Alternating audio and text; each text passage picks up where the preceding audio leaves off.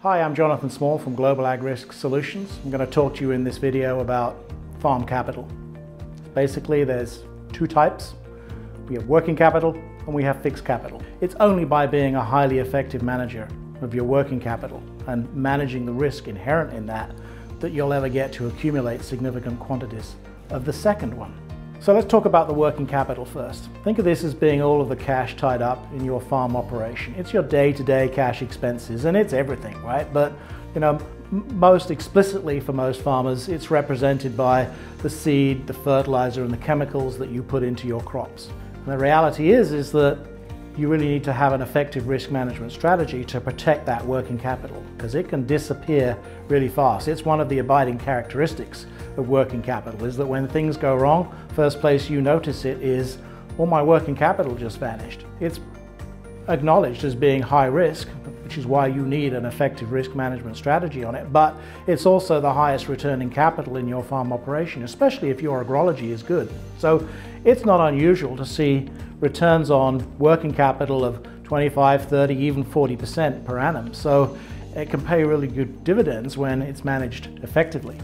Now, fixed capital, on the other hand, you can think of that as being all of the cash that you've got tied up in infrastructure. Strategies on farm capital basically fall into two camps. So most farmers are blending these two, but think of it like this. How you distribute your capital, how you distribute your investment between those two categories of working capital and fixed capital has a profound impact on how your farm's going to perform in the long term.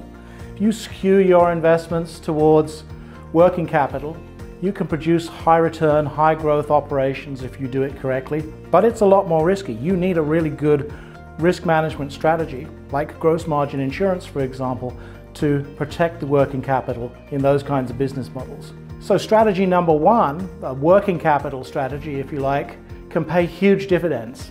But as I said, only if it works hand in glove with an effective risk management strategy. That working capital, as I said, can change dizzyingly fast in a bad year, and that's where gross margin insurance is so perfect.